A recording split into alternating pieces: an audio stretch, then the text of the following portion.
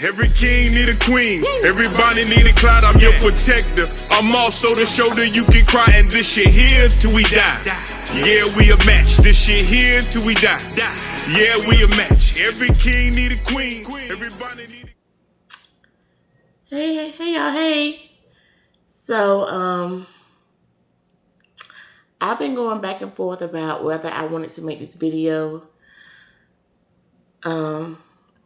about this because it's an emotional topic for me.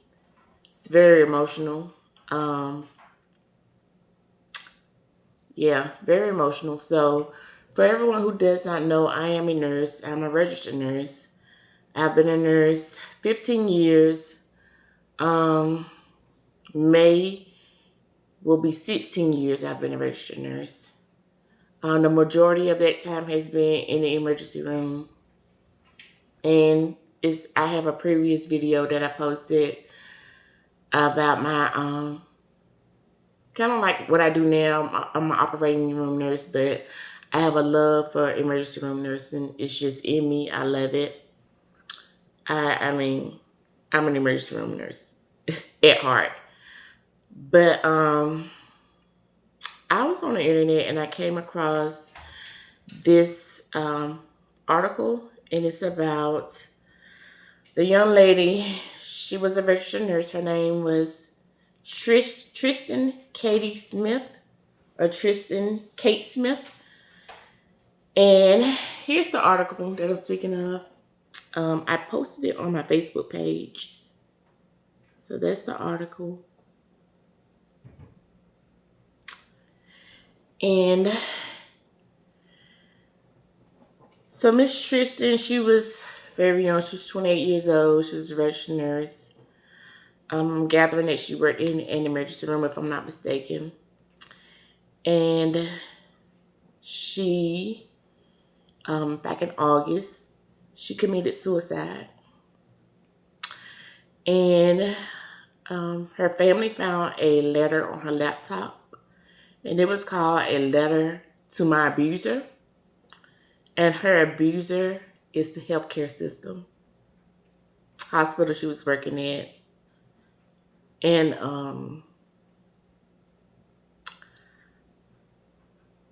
I think it kind of hit hard. And a lot of people who know me,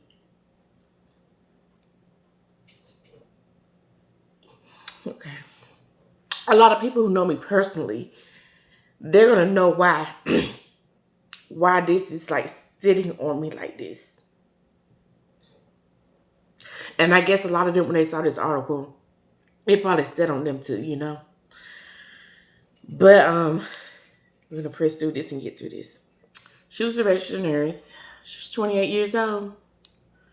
Pretty much what the older nurses like me, we call them baby nurses. So she was a baby nurse, and she committed suicide back in August. And her family, I guess they found this letter on her laptop. And it kind of explains what she was going through as a nurse. And they talked about, it was titled A Letter to My Abuser. And her abuser was the healthcare system.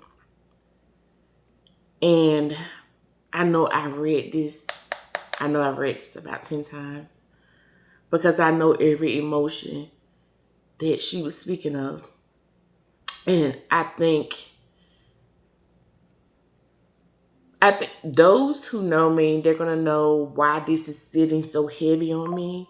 And I know when they read this letter, they probably felt the same way. Because it's not talked about a lot about nurses committing suicide. This is a very emotional topic for me. Very emotional. And I won't dig into the details as to why, but people that know me, they're going to know why, you know. But here's the thing. When you're in nursing school, they teach you everything, med surg, they teach you pharmacology, they teach you how to hang IVs, they teach you how to start an IV, how to draw blood. But they don't prepare you for the ugly side of nursing.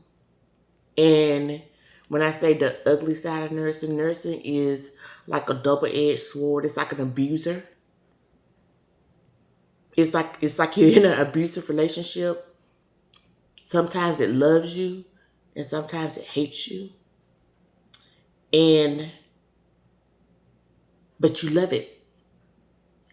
And I always say this, to be a nurse, a great nurse, you can't do it for the money. You have to do it for the love of people, and you have to have it here. It's something that's in you and not on you. It's in here. It's embedded in you because it has to be because you give so much of yourself to people, and sometimes it's without a thank you, and you don't do it for a thank you. That's the crazy thing. You go shift after shift after shift, day after day after day. I can tell y'all it's been some 12-hour shifts where I didn't pee the whole shift. Because I was going, literally 100 miles per hour for a whole 12 hours. Taking care of patients. And it takes you on such an emotional roller coaster because you may walk in one room and you may get cussed out by an intoxicated person.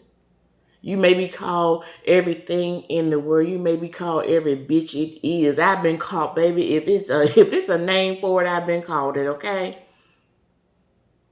But then you got to walk out of this room and you walk into the next room and it's somebody that's losing their parent. So you got to comfort them. And then you may walk out of that room and somebody may be losing a child in the next room. And then your next patient, because you're in the emergency room, sometimes we have 5, 6 patients. Your next patient may be somebody that's on critical drips, 3 or 4 drips hanging that you're titrating while you're trying to do all this. Then you may have your drunk in the hallway, peeing in the hallway, in the middle of the hallway. And then you may have a mental health patient that's having a break. Throw it into all that. And they're all needing you. They're all needing you. Can you imagine how many different people you are in a shift?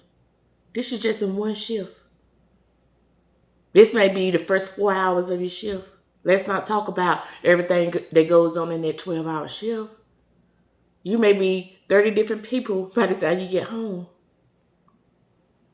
And you have literally poured your all into these people because they need you. No matter how small you think it is, they need you. So you pour all of you into these patients, but you forget about you. And a lot of us, we walk around like we are okay when we're not. And it's always just assumed that we're okay because we keep going like a robot. Shift after shift after shift. There have been times where I have worked 14 days straight, and that's 12-hour shifts. Very little sleep. And of course, sometimes, it's things that we want, so we're doing that. And then sometimes it's, they call. And you develop a bond so close with your coworkers that even when you're tired, okay, I'll go in and I'll help out for 4 or 5 hours so they won't be so short. So then I say,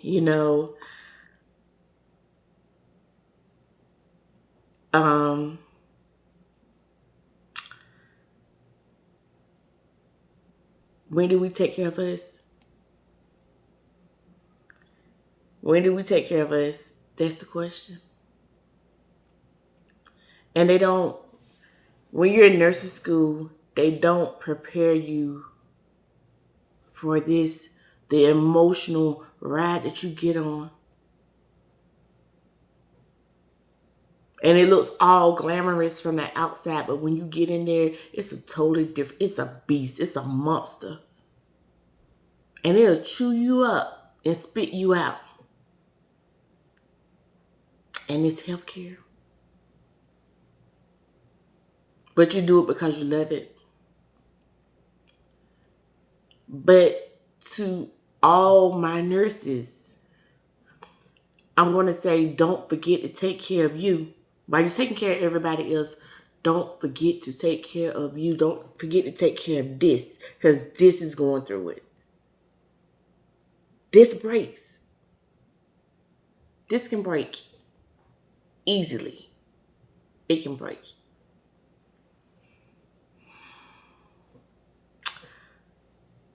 I just wish that she had somebody she felt like she could talk to. I don't know if she tried to talk to someone. I don't know if her job had, like a counselor you can call or a hotline you can call when you're feeling that amount of stress. And she mentioned the funny thing about it, we always joke about getting a pizza when we done went so hard. It's never a bonus, it's always a pizza. So we're fussing like, we don't even want your pizza. She mentioned that. Pretty much after getting your ass handed to you day after day after day after day, your reward is a pizza. That's your thank you.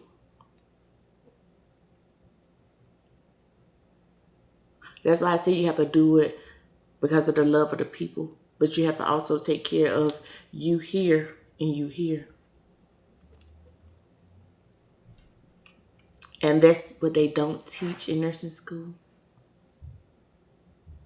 And I wish they would incorporate something for mental health for new nurses.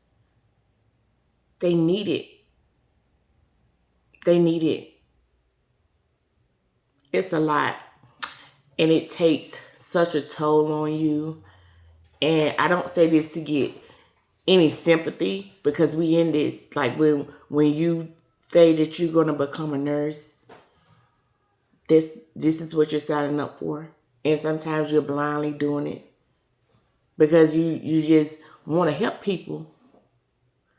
And in helping people, sometimes we forget to help ourselves. We forget to help ourselves. That's crazy, right? That you forget to help you while you're helping everybody else, while you're being that for everybody else. This is taking a beating. This is taking a beating. While you're going shift after shift after shift after shift, and you're acting like you're okay when you're really not. And then you have like the tough cookies like me. We were trained by the older nurses. They have retired and went on. You know, the nurses that wore the white pantyhose and they wore a white dress to work every day and a white hat and white shoes. They were in all white every day with that white hat on. That you couldn't break down. So we were trained by them. So we have learned to like just let it roll off our back and, say this is just part of the job when it's not part of the job. It's not normal. I love emergency room nursing. I love emergencies. I love trauma. I love it. I love it. It's in me. That's got to be in you and not on you, emergency room nursing. But after years, it took such a toll on me mentally. Here. It was messing with me here. Because I was so many different people, so many different times of the day that it was draining me here. And I remember I toured with leaving. I was like, I'm going to leave it. It's like you're in a bad relationship that you cannot get out of. It's like her letter to her abuser. You're in an abusive relationship that you cannot get out of because you love it so much.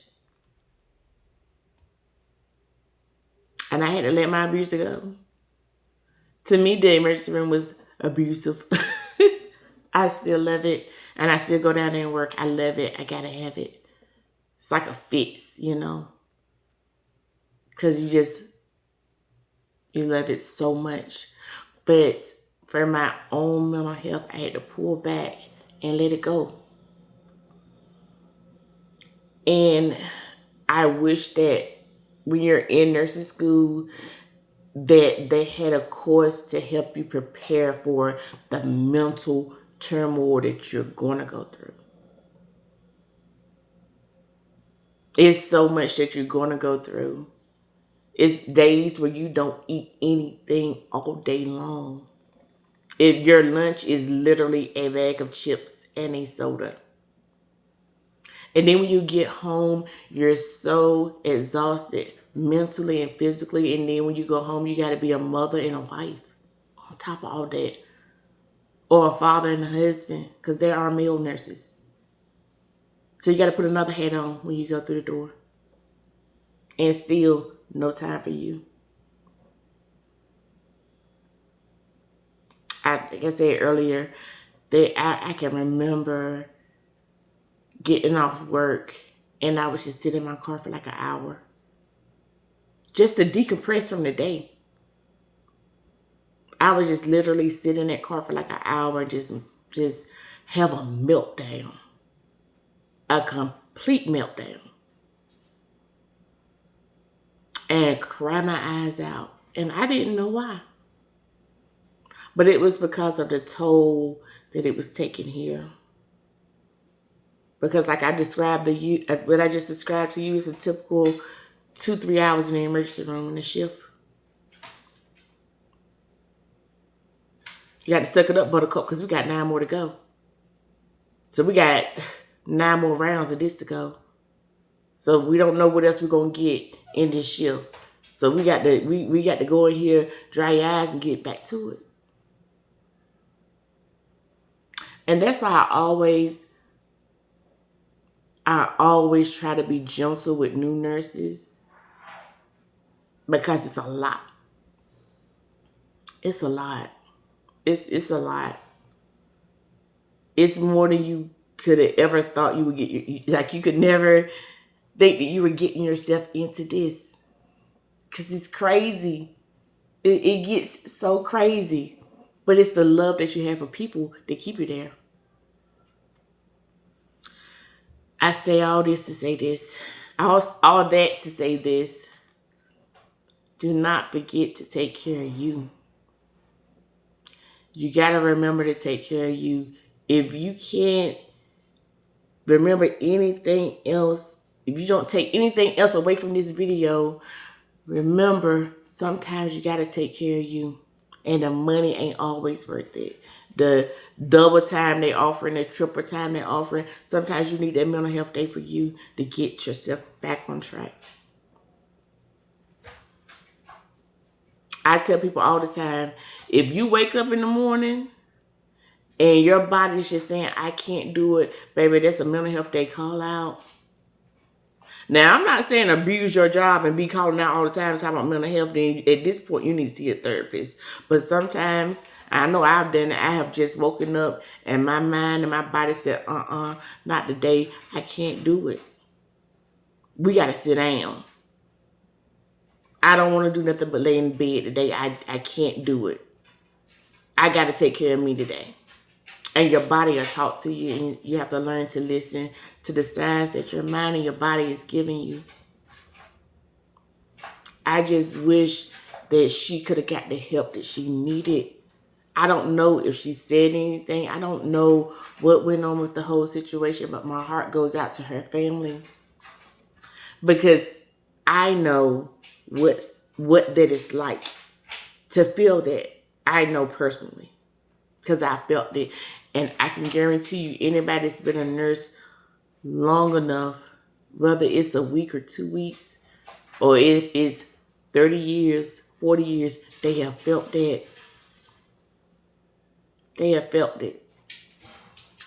So when I posted this on Facebook, I said, check on your nurses that's in your family, your friends. We may look okay, but we're not okay. We just went through a whole pandemic, non-stop. We were the essential workers when everybody else was at home. was on quarantine at home, we were expected to show up. And we went through that whole pandemic. And now we're tired. And we're feeling abused and used and unloved. So I say check on your nurses. Sometimes just give them a hug. Because they may look like they're fine. Because we are masters of disguises. We have learned how to master disguising it. Because we do it so well. Because as I just described, we do it from room to room to room, from circumstance to circumstance, from patient to patient, from family member to family member. We become a different person. We become who we need to be right then. So we have mastered disguising when something is wrong. So check on your nurses. To my fellow nurses, I love y'all. Whether I know you personally or not, if you ever feel overwhelmed, my inbox is always open. Feel free to send me a message. Get it off your chest. You got to get it off you. You have to get it off you. You cannot keep that type of pressure on you. Because you'll break. I'm going to also put a clip up of like hotlines you can call if you need help. If you need help. Because this is nothing that's it's not talked about enough. The mental health of nurses, the mental health of healthcare workers is not talked about enough. And I leave you all with a peace and blessings and love and light. And take care of yourself. Mwah.